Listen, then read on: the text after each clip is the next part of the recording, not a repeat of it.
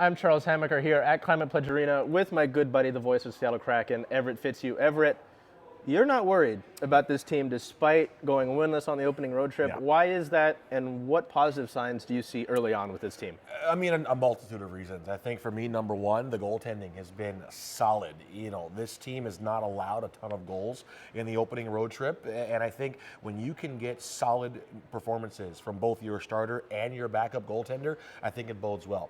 Also, you're playing in 3 consecutive home openers. Vegas, they raise a banner. Nashville barely missed the playoffs. They're fired up. And then St. Louis, again, they were coming off of a heartbreaking shootout loss in Dallas, so now they're coming back home. So you're in a bunch of really hostile environments. So I think for me, I'm not worried. This team is still intact from last season. You bring back that core, Matty Beniers, Jordan Eberle, Jared McCann, Andre Burakovsky is back on defense, Adam Larson, Vince Dunn with a big contract.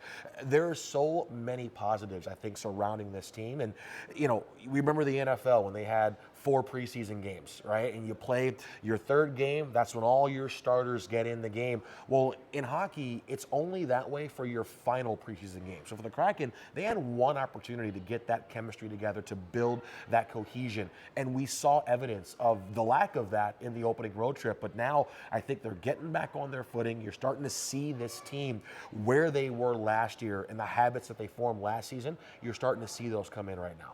Talking about some of the newer guys, you mentioned these guys kind of get that last game. It's not a lot of time to necessarily generate a ton of chemistry. We've got our first state of Washington-born native in Kailer Yamamoto. What have you seen from him? What should people know about the former Oiler?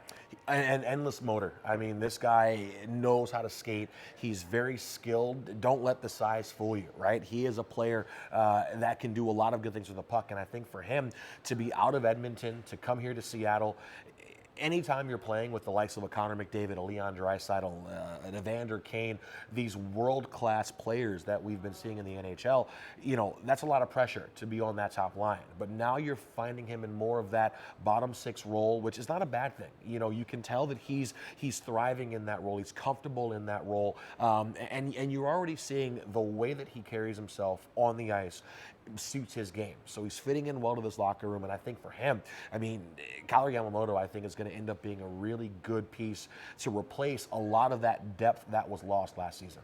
And then kind of changing, I guess, everyone's favorite deep pair. Yeah. Adam Larson, Vince Dunn. The law firm, Dunn Larson. I mean, they've been so important to this team the last 2 years. I know in year 1 they kind of formed at the end. How important is that to have kind of one specific group, that you need those guys out there all the time, and what they both bring? Because they've talked about at length how important they are to each other and that bond that they have. Well, and I think it's special too, because not only are they close on the ice, they're close off the ice. Their stalls are together in the locker room. They sit next to each other on the bus. They're eating meals together. They hang out here in Seattle, going to movies and grabbing dinner, stuff like that. So not only are they teammates, but they've become friends. They developed this really good relationship. And I think for a guy like Vince Dunn, who was always known for his offensive capabilities, Adam Larson has brought out the defensive side in Vince Dunn. And I think we've really seen a more mature game out of him. Adam Larson, starting off at Edmonton, he went to the Devils. He's been, or he started out with the Devils rather, then went to Edmonton. You know, he's been in the Stanley Cup final before with the Devils in his first NHL season. So he knows what it takes to get there. Vince Dunn, winning a Stanley Cup with the St. Louis Blues, along with Jaden Schwartz as well, a couple of years ago. So these are players that know what it takes to get to that level, what it takes to get it done. But I think for Vince Dunn and for Adam Larson, this is a pair that can be top 15 teams in the league, or you know, it can be one of those top defensive pairs in the NHL. So I think for those two, it's all about continuing to do what has made them successful so far. Obviously, the prospect pool for this team is small compared to the rest of the league. Yep. But there's a lot of talent in Coachella Valley and in the draft picks that they've made.